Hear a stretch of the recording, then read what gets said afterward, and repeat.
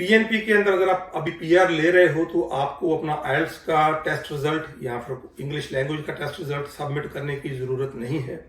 तो क्या जो पीआर है पीएनपी के अंदर वो बहुत आसान हो गई।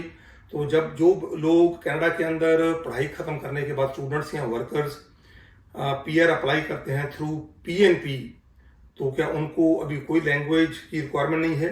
ये बहुत बड़ी इंफॉर्मेशन फैलाई जा रही है सोशल मीडिया के ऊपर। क्या है ये सारी बात और किन के लिए ये एप्लीकेबल है, कौन से पीएनपी के अंदर आपको इंग्लिश टेस्ट की रिक्वायरमेंट नहीं रहेगी या कहाँ पे पीआर बहुत आसान हो गई, अब डिटेल डिस्कशन आज मैं इस वीडियो में इसी टॉपिक पे करूंगा। स्वागत आप सबका हमारे यूट्यूब के चैनल के ऊपर। मेरा नाम पृथ्वीपाल सिंह गिल, मैं एक लाइसेंस्ड और रेगुलेटेड कैनेडियन इमिग्रेशन कंसल्टेंट हूँ। एक छोटी सी रिक्वेस्ट, इस वीडियो को शुरू करने से पहले अगर आपने हमारा यूट्यूब का चैनल अब तक सब्सक्राइब नहीं किया या पहली बार हमारे चैनल पे आ रहे हैं, प्लीज सब्सक्राइब करें। हम बहुत तरह के इन्फॉर्मेटिव वीडियोस रेगुलर बेसिस पे इसी प्लेटफॉर्म पे आपके साथ शेयर करते रहते हैं। तो बड़ी न्यूज जो थी तो बहुत छोटी सी पर बना दी गई बहुत बड़ी, ये बोल के कि पीएनपी के अंदर अब आपको आइल्स टेस्ट की रिक्वायरमेंट वेव ऑफ कर दी गई है, उसको सबमिट करने की जरूरत नहीं है और पीआर बहुत आसान हो जाएगी।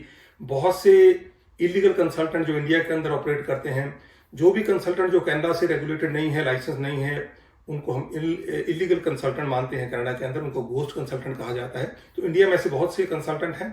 यूजुअली वो लोग स्टडी वीजा और विजिटर वीजा पे ज्यादा फोकस करते हैं, बट किसी तरह भी तरह की कोई न्यूज आती है just to promote their videos, वो जंप करके फटाफट इंफॉर्मेशन आपके सामने रख देते हैं और उसमें बहुत टाइम, मैक्सिमम टाइम जो इन्फॉर्मेशन होती है वो गलत होती है। आज की डेट में बहुत से स्टूडेंट्स कनाडा के अंदर हैं, बहुत तकलीफ के अंदर हैं, परमानेंट रेजिडेंसी की बहुत सी प्रॉब्लम्स हैं, वर्कर्स हैं जिनको बहुत सी प्रॉब्लम्स हैं क्योंकि गाइडेंस सही नहीं मिलती। सिर्फ वीजा लगवाया जाता है, बहुत बड़ी बड़ी बातें की जाती हैं एंड मार्केटिंग बहुत जबरदस्त की जाती है थ्रू सोशल मीडिया, जिसमें बहुत बड़े बड़े दावे किए जाते हैं और सबसे बड़ी बात ये बताई जाती है कि things are very easy in Canada, आप हमारे थ्रू जाइए, जबकि कहानी बिल्कुल उल्टी है।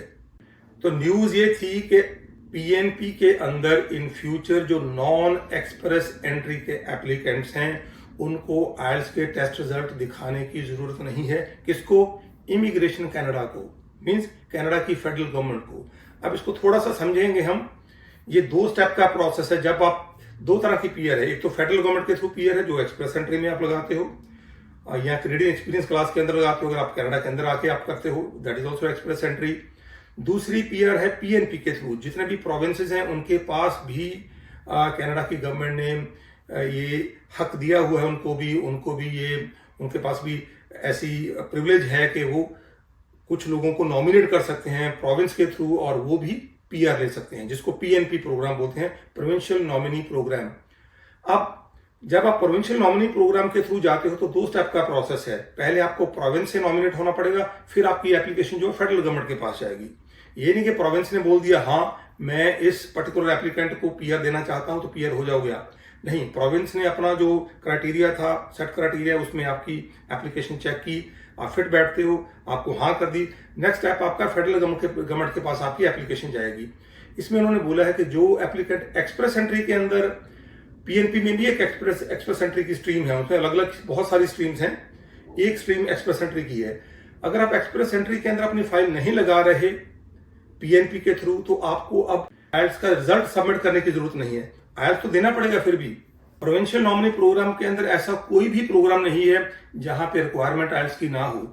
जैसे फेडरल गवर्नमेंट के प्रोग्राम के अंदर एक्सप्रेस एंट्री के अंदर आपको age, language, education, work experience, आपकी स्पाउस, इन सब के पॉइंट्स हैं, सेम पॉइंट्स आपके पास पीएनपी के अंदर हैं। हाँ, फर्क क्या है, वहां पे कुछ ऐसी कैटेगरीज हैं जो लोअर लेवल की कैटेगरीज हैं, सी और डी लेवल की जॉब्स हैं, वहां पे लैंग्वेज की रिक्वायरमेंट्स बहुत कम है, वो लोग एक्सप्रेस एंट्री के अंदर क्वालिफाई नहीं करते, तो उनको फेडरल गवर्नमेंट को इंग्लिश का टेस्ट दिखाने की जरूरत नहीं है। बट प्रोविंस को देना पड़ेगा आपको, चाहे वो 4 बैंड ही मांगे, वो 4 बैंड आपको प्रूव करने पड़ेंगे, देन ओनली आप पीआर कि आपकी एप्लीकेशन अप्रूव होगी। तो इसको गलत तरीके से प्रोजेक्ट किया जा रहा है कि पीआर बहुत आसान हो गई, पीएनपी के अंदर तो कोई आइल्स का टेस्ट देने की जरूरत ही नहीं है, अब तो मौज लग गई, आप किसी भी पीएनपी में जाओ और फटाफट अपनी एप्लीकेशन डालो और आप पीआर हो जाओ। मैंने बोला, पहले बताया आपको, घोस्ट कंसल्टेंट मीन्स नीम हकीम खतरा जान जो कंसल्टेंट है वहां पे इंडिया के अंदर, they are giving wrong information. Please जितना अवॉइड कर सकते हैं अवॉइड कीजिए। ऐसा कुछ नहीं है, कोई भी चेंजेस नहीं है पीएनपी के अंदर, सिर्फ बहुत छोटी सी माइनर सी चेंज है।